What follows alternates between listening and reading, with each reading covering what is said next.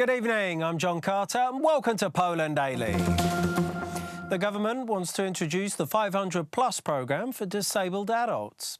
The disabled will start getting the monthly benefit of 500 zloty in a few months. The organisers of a protest regarding disability rights, due to take place on May 23rd, claim that the programme has been created to pull the wool over people's eyes. Yesterday, the Polish Prime Minister Mateusz Morawiecki announced the 500 Plus program for disabled adults. The benefit will come into force in a few months, probably in the fall. According to Iwona Hartwig, who protested with her adult son in the same last year, the program is designed to pull the wool over people's eyes before the disability protest takes place on May 23rd. When we protested a year ago, they told us that there is no money for the disabled. We fought for this benefit. They told us that the state will go bankrupt because of that. Now, it's only 7 days left before the elections and only 4 days left till our protest, and they promise us some virtual money. So we have a proposition: give us this money before the elections. The opposition has the same opinion on the matter. There are no concrete things. The Prime Minister announced this program, but we don't know anything. Last year, people protested for 40 days in the same, but the government said that there was no money for it. On the other hand, the ruling Law and Justice Party says that the money from the program will come from the tax for the large area shops, which Poland has the right to collect in accordance with the European Court of Justice ruling. We are responsible. We introduce the kind of solutions that are possible to implement. These solutions are now possible after winning the trial and collecting the money from the Solidarity Fund. Everything depends on what is possible. If we find solutions, we will try to help all kinds of social groups. Caregivers of the disabled claim that 500 zlotys is not enough. A satisfactory amount of money would be 3,000 zlotys, and this is not too much. Undoubtedly, the ruling party increases the number of people they can help, among other things, to gain their support. And I'm not saying this with hypocrisy. Why did they provide this now and not a year ago? Because now we have the money for it. The disability protest will take place on Thursday, May 23rd. Volodymyr Zelensky has been sworn in as the president of Ukraine. His first decision has been to dissolve the unicameral parliament of Ukraine, known as the Verkhovna Rada. The government, including the Prime Minister of Ukraine, Volodymyr Groysman, has resigned at the request of the president. Zelensky stated that the priorities of his presidency, which include the stabilization, the situation in Donbass and the recovery of Crimea from Russia.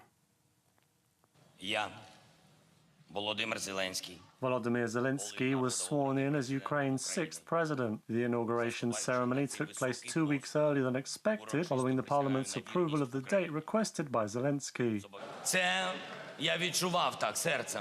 Throughout my life, I tried to do everything to make Ukrainians smile. That's how I felt in my heart. It isn't an easy job. Really, it was my mission. For the next 5 years, I will do everything so that you, Ukrainians, will not cry. Thank you.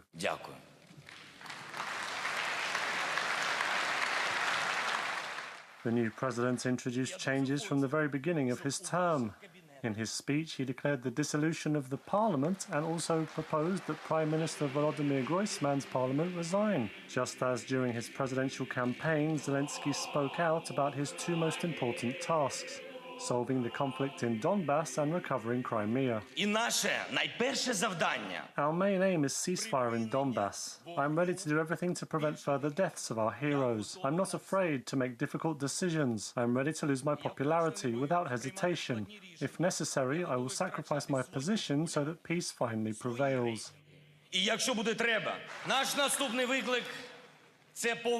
Our next challenge will be the return of lost territories. Although honestly, it seems to me that this isn't the correct expression, because we've not lost something that is legally ours. Both Crimea and Donbass are Ukrainian lands, where we lost not only the territory, but most importantly, people. For the time being, Russian President Vladimir Putin hasn't commented either on Zelensky's victory or his declaration, but Kremlin spokesman Dmitry Peskov issued an official statement. President Putin congratulates President Zelensky on his first successes in settling the domestic conflict in southeastern Ukraine and in normalizing Russian-Ukrainian relations. As for the question of who Crimea belongs to, as we have said many times, there is no such question and there cannot be. This is a region of the Russian Federation. As for southeastern Donbass, this is an internal Ukrainian problem that can and must be resolved by the President of Ukraine. The comedian and television producer Zelensky won 73% of the vote in the second round of the election. His rival Petro Poroshenko received just under 25%. During the inauguration ceremony, Poland was represented by Minister of Foreign Affairs Jacek Czaputowicz and the head of the Chancellery of the President, Halina Szymańska. The Prime Minister of Poland, Mateusz Morawiecki, and his wife Iwona will be suing the newspaper Gazeta Wyborcza Daily for slander. That's according to Morawiecki's attorney, Dariusz Tokarczuk. The lawsuit pertains to today's publication of the Liberal newspaper, namely the article entitled How Morawiecki Got Rich on Church Estates.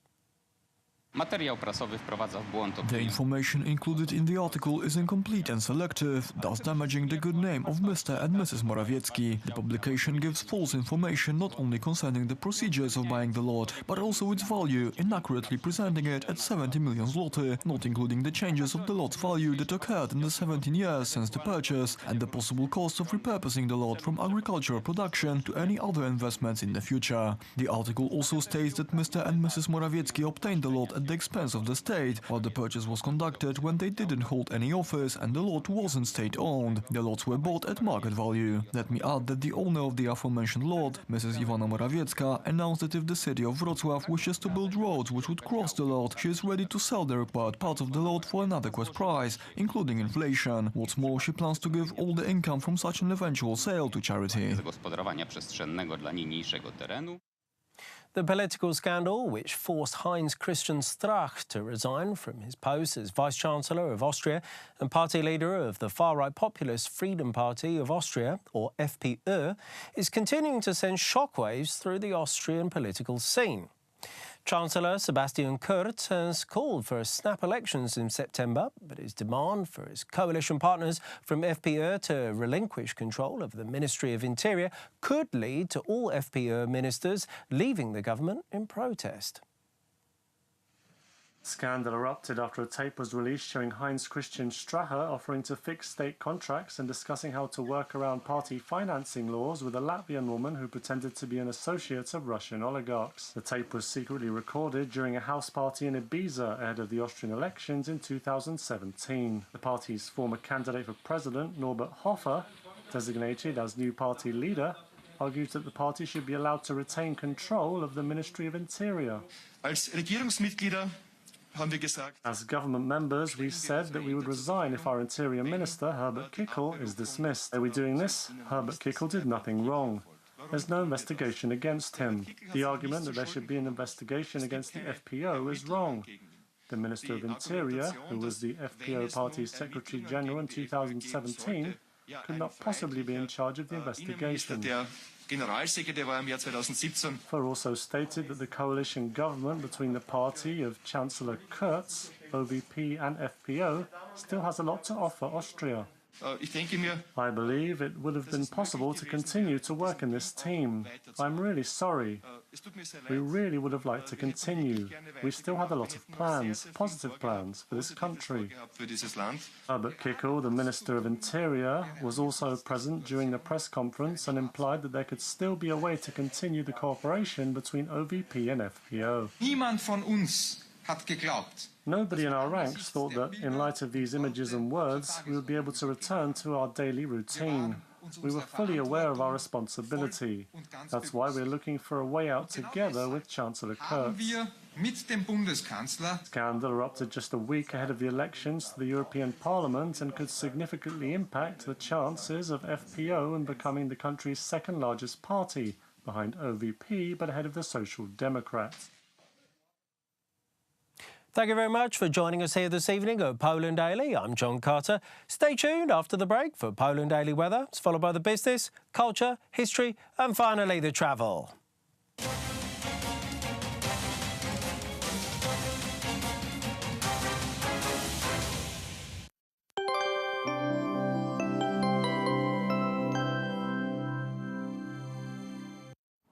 Hello, I'm Paulina Adlerstein and welcome to Poland Daily Weather. First, let's see what will happen tonight. So the temperatures will be quite high, up to 16 degrees in the area of Białystok, where some showers will be appearing as well. Also, Warsaw will be a bit rainy tonight. The minimum temperature will be 12 degrees in Rzeszów and Katowice, also in Zielona Góra, and 11 degrees will be seen around Wrocław. Now let's see what will happen tomorrow during the day. So it looks like spring has sprung again, up to 25 degrees in central Poland, and the minimum temperature tomorrow will be 21 degrees in Gdańsk, 22 degrees will be seen in Olsztyn, also in Poznań and Krakow. So tomorrow a lot of thunderstorms will be appearing in almost the whole country. The most sunny and dry areas will be in the north around Gdańsk, and also Krakow and Katowice won't see any rain tomorrow, hopefully. This is all for now. Thank you and see you soon.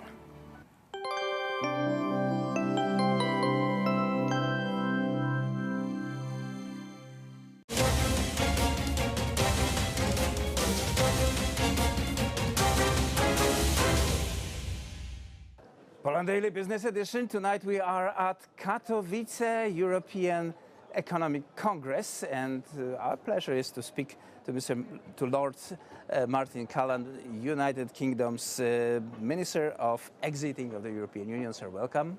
Welcome. Hello. Well, let us say the first. What are the British interests in Poland? How do you see the mutual trade exchange? Well, we have a very close economic relationship with Poland. Something like 20 billion pounds every year is traded between the two countries. We have a similar political outlook. And of course, we are currently welcoming 1 million Polish citizens who are currently living and working in the UK. So we have a very close relationship, and we want that to continue. Okay, and this will be continued after your department will do its job. That means Britain will exit the United Kingdom. It's also worth saying we have a very close security partnership with Poland also. And we have several hundred British soldiers serving as part of a NATO contingent in northeast Poland. And we are very happy to continue to do that. Yes, securing the eastern part is very important also for business. So how do you imagine the business after Britain will leave the United Europe? Well, we hope we will continue to grow our cooperation because we want a close working relationship with the European Union. We are seeking to negotiate a deal that will provide that. And we want economic ties to continue to grow between UK and Poland. We see Poland as a very important export market, and Poland sees the UK as a very important export market. We do see the United Kingdom as an important export market, and we are concerned about this losing this market after UK will leave European Union, simply because there's no reason whatsoever why you should lose that market. After exit, the UK will be the EU's largest customer, and the EU will be the UK's largest customer. So we need to negotiate a deal that will enable trade and commerce to continue. The UK believes in free trade. We are an outgoing trading nation, and that will continue after we've left the European Union. Trade does not depend on the European Union. But there are borders and regulations. The European Union is heavily regulated market, and probably that was one of the reasons why United Kingdom decided to leave. Well, there are many reasons. That is probably one of them, the stifling regulations imposed by the EU. But we want a close relationship. We are seeking to negotiate an economic relationship that will reduce burdens on business. We want one that is tariff-free, that is quota-free, to enable business to continue in both directions. And we remain optimistic that we can achieve that. And we welcome the support of the Polish government in trying to do that. Yes, Polish government is obviously one of the major supporters of the European Union, because we don't UK, because we don't want to lose this connection that have been established over the past 20 years. How does trade negotiations look with European Union from your perspective? Well, we have negotiated a future economic partnership document with them at the moment, a political declaration. So we really need to get the deal passed in Parliament, so then we can go on to negotiate the final details in exhaustive detail of the future economic partnership. But we are very clear what the objective should be, that we want one that is quota-free, that is tariff-free, and that is frictionless as far as possible at the borders. but there are preparations for setting up the tariffs. There is the European Union. France is preparing to tax the goods coming from the UK. Do you have any? What are the problems in these negotiations? When you talk to the people from Germany, France, Italy, do you find it that it is such an easy discussion like with Poles, or there are some issues that? I mean, it varies from country to country. Obviously, if we were just negotiating with individual governments, particularly the Polish government, I suspect it would be very easy. But of course, we have to negotiate with the European Commission, who have sometimes a different political outlook and who are sometimes not so cooperative. But we want to negotiate a relationship with the EU as a whole, as I said, that will result in as little friction as possible at the borders, that will enable trade and commerce to continue.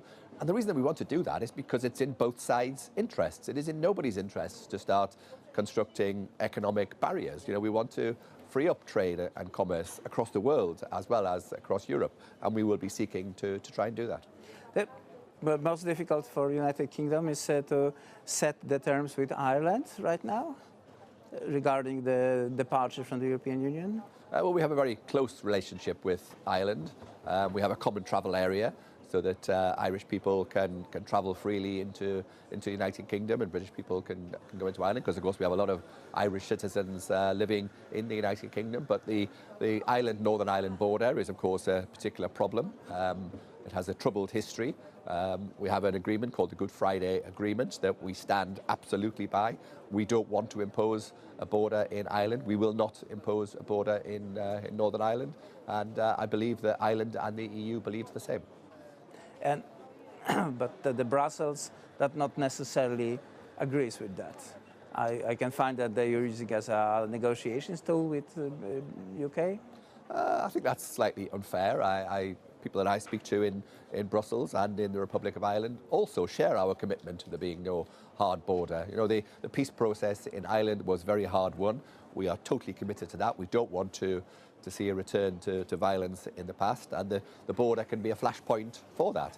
So we need to make sure that there is no hard border in Ireland. We are 100% committed to that. So in that violent world that we have right now, the UK wants to make its departure from European Union as smooth as possible. Of course. Lord Martin Callan, Department of the Executive European Union. Sir, thank you very much. And that was it for Poland Daily Business.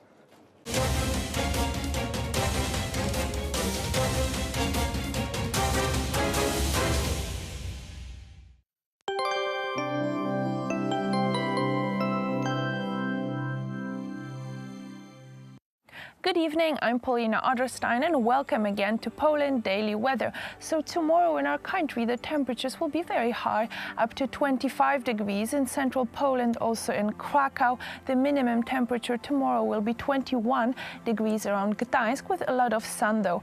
Tomorrow we are expecting quite a few thunderstorms around the whole country almost. The most dry areas will be in the north around Gdańsk, and also Krakow and Katowice shouldn't see any rain tomorrow. Now let's see the situation in Europe for tomorrow. So Europe also nice and warm in most places, 15 degrees in Dublin, which will be one of the cooler places tomorrow. Very nice and warm in the north around Stockholm, 23 degrees with full sun, Oslo 24, but some showers will be appearing there. And the warmest will be the area of the Athens in Greece, 27 degrees are expected there, 23 degrees in Lisbon, Portugal, and 25 in Madrid. This is all for tonight. Thank you, and I'm wishing you a beautiful evening. Goodbye.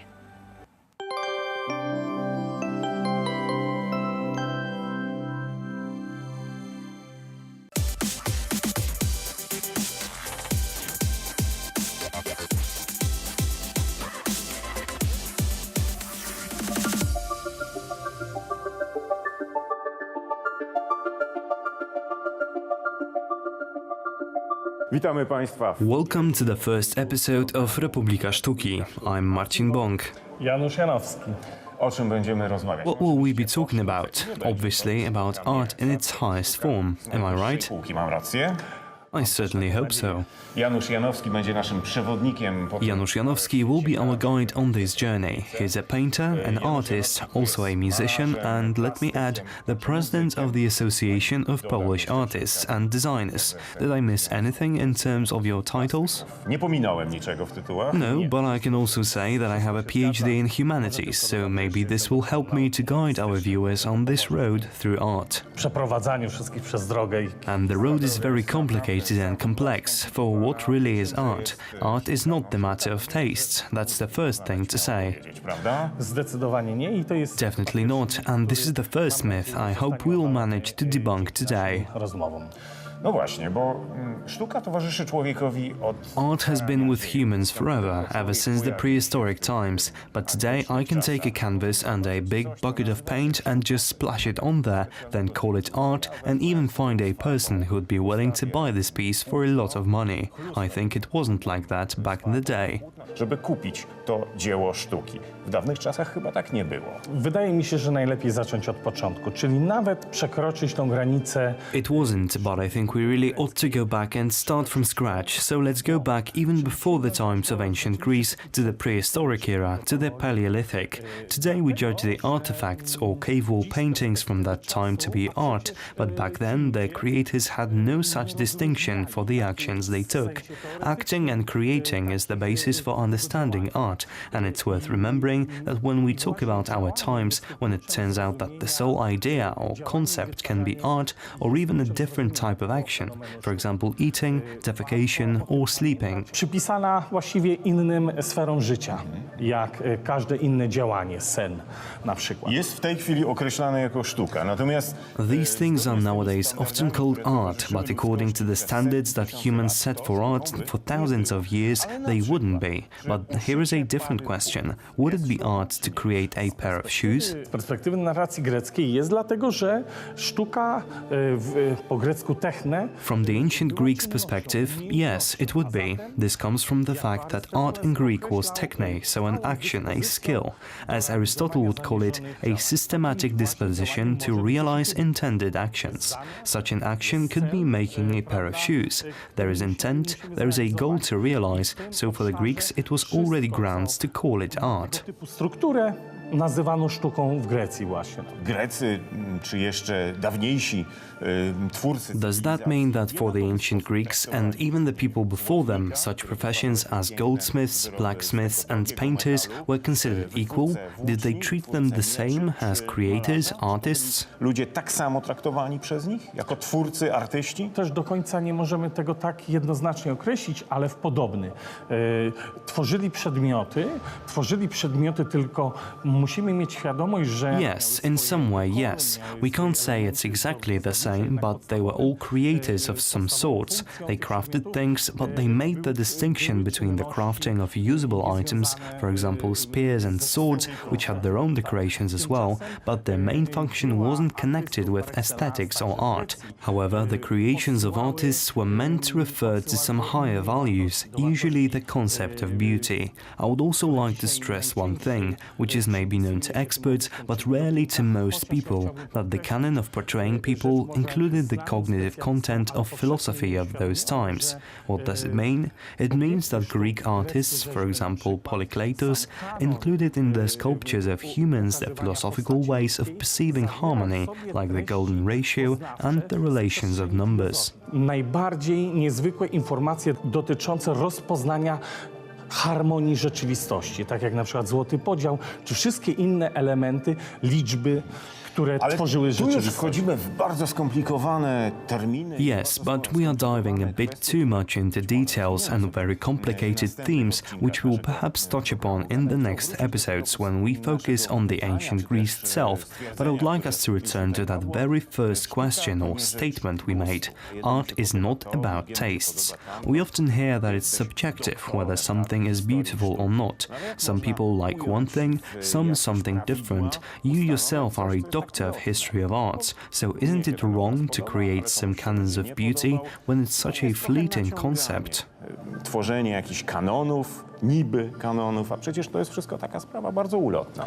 Rzeczywiście jest to sprawa ulotna i rzeczywiście tworzenie wiedzy na temat sztuki nie jest sprawą prostą i wcale nie znaczy, że mamy... Indeed, it's a very fleeting concept and gathering knowledge about art is very difficult. There is no ultimate hidden theory which could very precisely describe the phenomenon of art. We don't have a theory which could precisely reveal and pinpoint the value of a certain piece of art or its importance to the human spirit and the humankind or civilization in general. However, under the slogan "art is about tastes" hides the lack of comprehension of art. In my opinion, it is important to stress that it's not about tastes, so in some way we could show people that art is also about comprehension and understanding, that it has some rational element in it which comes from the artist. The artist always has some cause and idea to his creation. Art critics have a task ahead of them to decipher the meaning of a piece of art. Ten zamiar odszyfrować ten porządek. Jak ciebie słucham, Januszu, no to wszystko wygląda... I listen to you and it all seems fairly clear, but there were some artists in the past which followed a completely different path than the one you just described. You say about a rational idea and a message that the artists wanted to convey, but how should we approach those painters, sculptors, who created under the influence of drugs or when they were drunk? We don't have to look far to find such examples. Our own Polish artist Witkacy, who would even write on his paintings 3 beers and ether or 2 beers and peyote. There was no big plan there, but rather a creation in a moment of temporary elevation, so something very opposite to what you just said. ...niż to, o czym teraz mówiłeś. Zapominamy o tym, że ci artyści, zwłaszcza przywołany Witkacy, jest tu modelowym przykładem. Only seemingly, all these artists, the mentioned Witkacy no different, had an idea beforehand. Their idea was to create something under the influence of some psychoactive drugs, so there was an intent before the ecstatic state.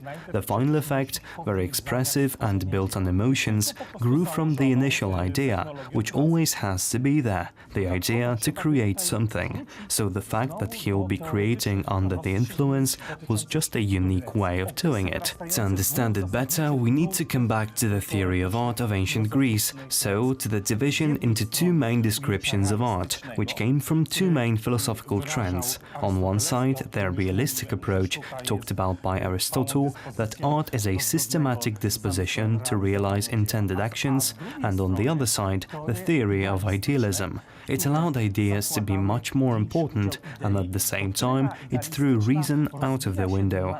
The idealistic doctrine also separates into 2 trends, opposite to each other, but originating from the same thought. So on one side, there is ultra-rationalism, of which examples we can find in the 20th century, the abstract art. Art which is based on a very concrete vision, a vision that is understandable to us only in our minds, as a concept. Wejdę ci w słowo. Let me stop you there for a second. The ancient Greeks would surely perceive abstract art as daub. Lub dekorem. Raczej tę, o której mówię. Maybe more as decorum. The art I'm talking about, so idealistic but very rational, would probably be called decorum, since it would be connected to, for example, repeated geometrical figures or some decorations on Greek vases. Elementy dekoracyjne. I see, so like wavy lines, crosses, other decorations. Też pojawia się odłam skrajny. Yes, but at the same time, in the idealistic doctrine, there is also the radically irrational branch, so the one which today is very popular in art. It's based on emotions, on a very strong sense of genius and inspiration coming from within. This type of artists usually argue that only upon freeing themselves of the rules and standards of their times, they can create something of real value. Dopiero wówczas, poprzez pracę aktywną, emocjonalną, są w stanie stworzyć dzieło rzeczywiście wartościowe.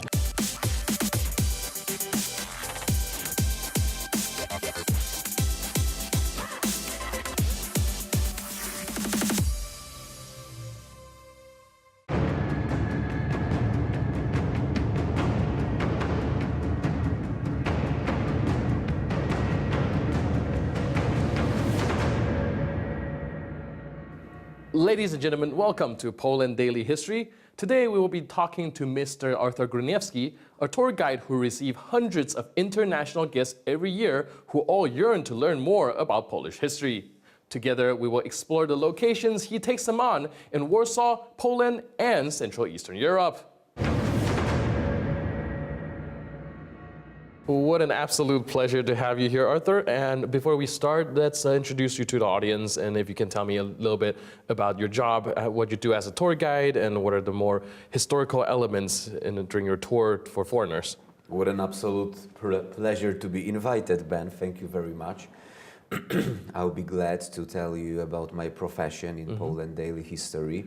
So yes, as a tour guide, it's a pleasure of mine. It's my legacy, it's my duty, it's my shift to host hundreds of guests from all around the world, to tell them about amazing history of Poland and amazing history of Europe in Polish context. Why not? Right. There were moments in Polish history when our dynasty, Jagiellonian dynasty, was ruling not only Poland but also Czechia, Hungary, up to Adriatic Sea, so Croatia, and the historic sites of Poland and Warsaw. These are things that are very important for me, but also what's most important is for a guest, for a tourist, to feel nice and comfortable during their holidays. Of course. And if you were to put it into a historical context, coming from the point of view as a Polish history guide in that sense, what are some of more major things that you usually talk about during your tours? So what was your first feeling when you came to Poland? Ooh, historical, old. Because in general. So. Like you had something in your mind, maybe not specific, but you could have some idea. So how were your ideas faced with the reality in Poland? Well, I didn't know much about the place before I came, so my first impression is definitely old and very different in terms of architectures from the States.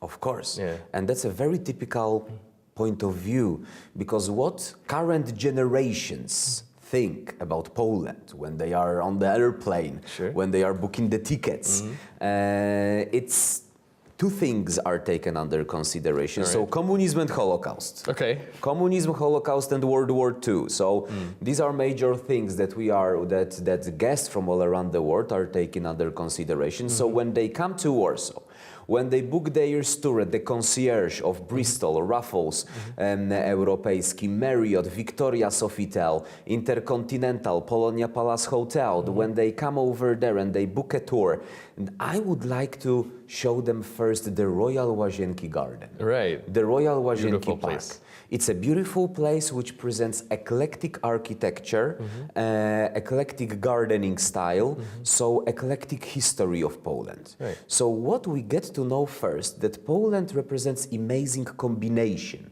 And the word combination is something that describes Poland when it comes to our architecture, when it comes to our culture as well.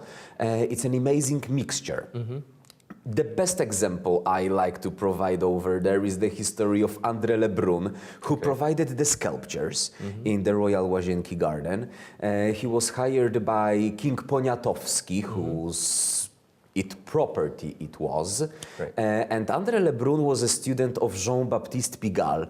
André Lebrun provided two sculptures in St. Peter's Basilica in Rome. André Lebrun was awarded by French and Italian kings, and then he was recommended to be hired as a sculptor of King Poniatowski by Madame Goffrin. She was a very important person in Paris. She was running her own saloon, so it was like he was a very important politician over there. And then, according to her recommendation, Polish king hired this guy who came to Poland and changed his name from Andre into Andrzej, and this is what's written on his grave. So, like, imagine nowadays, a Polish football team is hiring Cristiano Ronaldo, who comes to Warsaw and changes his name into Christian. So the level of importance of Polish culture was amazing in these days. So let's show it first to our guests. After 1 hour visit in the park, I will take them to territory of Jewish ghetto in Warsaw to describe them the amazing history, amazing 1,000 years history of Polish Jews, and then why not going to the Old Town, which is world's biggest precise reconstruction ever, the only one UNESCO heritage site element that's reconstructed. It's not very big because when Warsaw was constructed, our capital was in Krakow, right. So if we spend over there 45 minutes, we'll get to know about the roots of this city. So 3 places at the beginning: Royal Łazienki Garden, Ghetto, and the Old Town. This is what I need in 3 hours in a group or a private tour to tell you about, to present you general idea and history of Warsaw. After a couple of hours of sightseeing, it's time for Mr. Górniewski to take his guests out for lunch. Warsaw has a number of places where it's possible to dine in very historical settings. Next up, we will talk to Mr. Górniewski about where to eat and what other historical places to take his guests. So that sounds like a very eventful 3 hours, first 3 hours for first impression. But I was wondering, like, if after being given such a wonderful tour, if the guests want to see anything more, if you would take them somewhere else to see more of Warsaw. Of course, that's what I will do after we have a lunch, right? Yeah, of course. So, and there are amazing places like Koszyki. Koszyki was a marketplace constructed in Warsaw in late 1800s by Russian mayor of Warsaw, Sokrates Starynkiewicz. He developed Warsaw in an amazing way by constructing Hala Mirowska, Hala Gwardi, Hala Koszyki. These are like, when you travel in Budapest, there is such a big marketplace, and which is a breakfast, dinner place as well. Sure. So we have pretty similar places in Warsaw. Some of them are posh, where restaurants are very elegant, but still you will not spend more than 12 euros for a very nice lunch over there. Then you can visit a regular marketplace of Hala Mirowska, or enjoy street food in Hala Gwardi. So after such brief regeneration, we can continue. Where to go? If my guests are about sightseeing more of king's luxurious interiors, then Polish Versailles is what we call Wilanów. Wilanów was the summer residence of our 17th century king, which is original, not destroyed, and it's a very Roman style. So as far as Łazienki was a Greek Roman style, with French and English romantic style gardening, then Wilanów is much more sophisticated. So we will enjoy over there Italian, Japanese gardens, and also beautiful French gardening as well, with an orangery, of course. Okay, so that's Wilanów. But then they ask me, so hey Art, so you have a river in your city? And yes, indeed we have a river, but if I may once again refer to Budapest, then Warsaw is not like Budapest, Warszawa. Mostly we have this one side of the river called Praga district, which has always been mostly residential area, but during World War II it was only 27% destroyed. So that the most important part of the river was 90% destroyed. But 27% of Praga enable our today's guests to take a look at the original industrial urban planning of Warsaw. And also, this is where Roman Polanski used one of the streets to provide shots of a movie, The Pianist, an Oscar movie. There is a zoo as well. And whenever we go in Warsaw, we must remember that 40% of our beautiful city is covered with trees and green areas.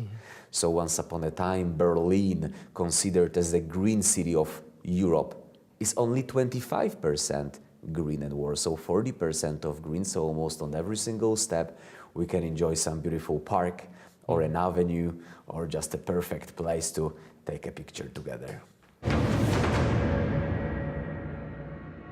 As we have seen today, traveling is an integral part of learning history. Through the eyes of a tourist, given historical context by a guide, we were able to learn the events that shaped Poland and its culture. I'm your host, Benjamin Lee, and I'll see you next time on Poland Daily History.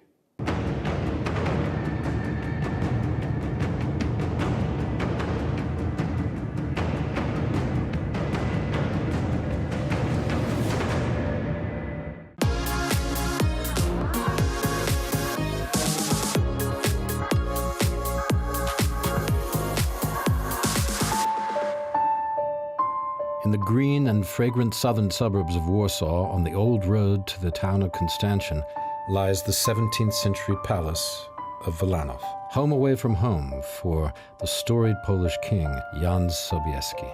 Just as in the past, citizens, travelers, and tourists journey to the outskirts of the capital, mimicking the behavior of Jan Sobieski himself, who often sought refuge in his palace. Yes, he was the hero of Vienna in 1683, the battle that prevented the Turkish invasion of Europe. This is one of the landmark occurrences in both Polish and European history. And this was the residence where Jan Sobieski came to reflect.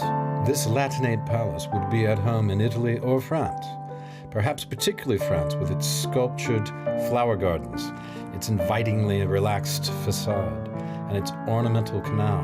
Motifs paying homage to Roman and Greek myths adorn the facade of the palace itself, as well as the gardens. It's a pleasant place to relax and reflect. You can see why King Jan Sobieski had it built for this purpose, which it serves remarkably. Go there yourself when you're in Warsaw. You will not be disappointed, as these programs will show.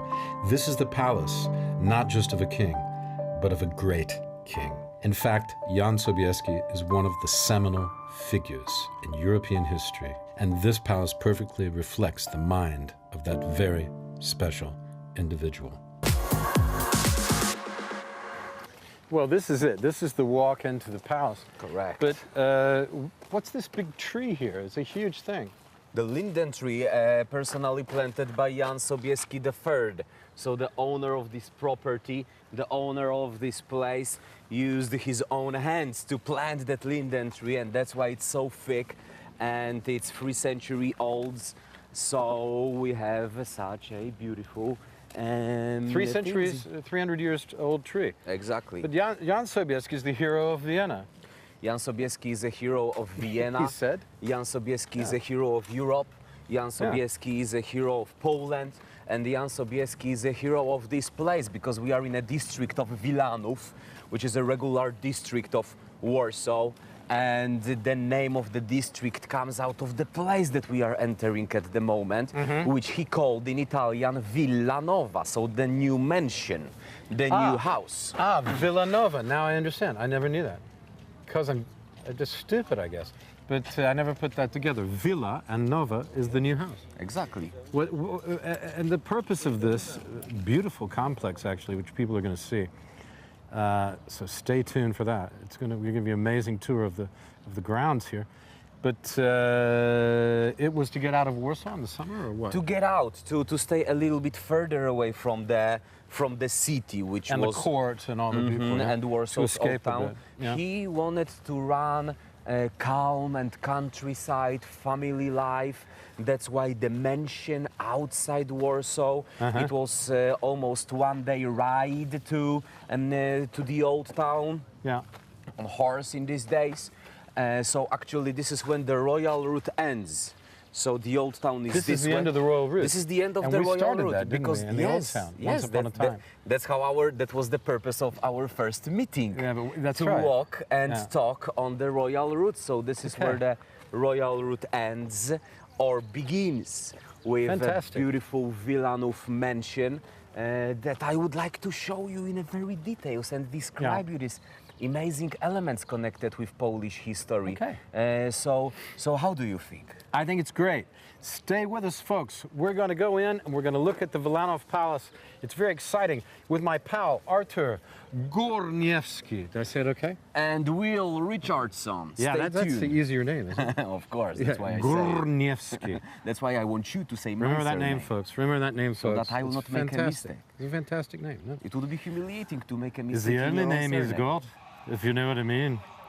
Stay tuned for the next exciting episode of Poland Daily Travel. You want coffee? Let's go get a coffee.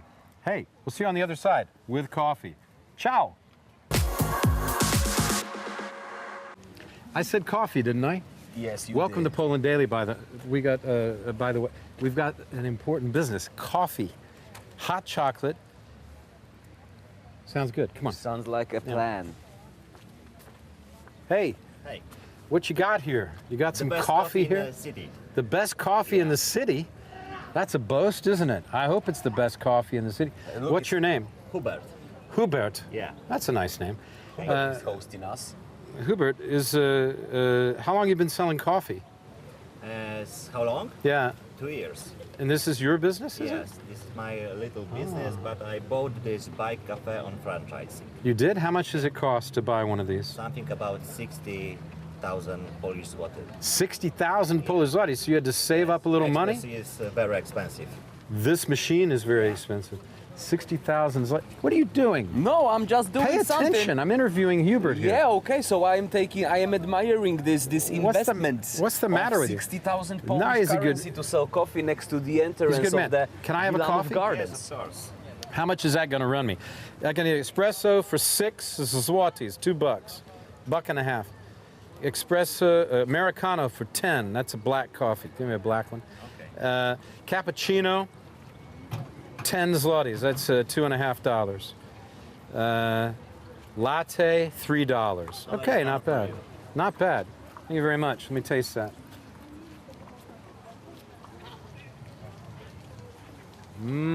Does it taste like it smells? Good coffee.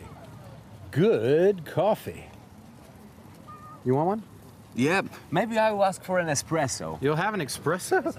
You've already had like 10 today. Yeah, so now it's time for the 11th. Now that's why you were hopping like a bunny in the last thing. Oh, yes. I'm not sure you should have reduced caffeine, please, for him. Okay. Hubert. Yeah. This is Hubert's stand. We're right outside the palace gates. Get out of my way with the camera here. No, I'm just taking my espresso. Look, Scott, there it is. Wow. There it is. Lovely. Thank you, very Hubert. much. We'll be back after this short Enjoy your break. time. Thanks, Hubert. How many tourists do you get here? How many do you sell a day? How many? It's coffees? different. It's different. What's an average day for you? 50, maybe 100.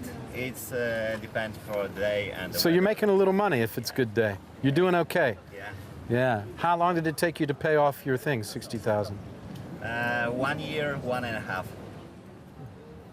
Good man. Okay. Good Lord, what is this? It's like a carnival around here. Whoa. What in the world is going on? I don't know, but let's take a closer look. We got to check this out, folks. Not possible. Well, all I can say is bravo. Yes. Bravo. All we should do is bravo. Who are you? I am Mihoe. You're Mihoe? Yes. Where are you from? Japan. Konnichiwa. And look, he's still Konnichiwa. doing it. Are you like are you a performer of the hula hoop or something? It's just my hobby. Oh, it's just your hobby. You're not like a professional? No, not at all. Yeah. Well, it's pretty amazing. Thank you. Yeah, you've definitely got the figure for it. I tell you, if John Lennon had met you, he wouldn't have married Yoko Ono. I don't think. You know what I mean? I think she's a little nicer looking, don't you? Yeah, so that's The a great beautiful hobby lady. you are having. Yeah. Beautiful lady. And very talented, I can see. Oh no, Yeah. it always, when I put it on my hips, it always falls down. Yeah. I like how you can do all the...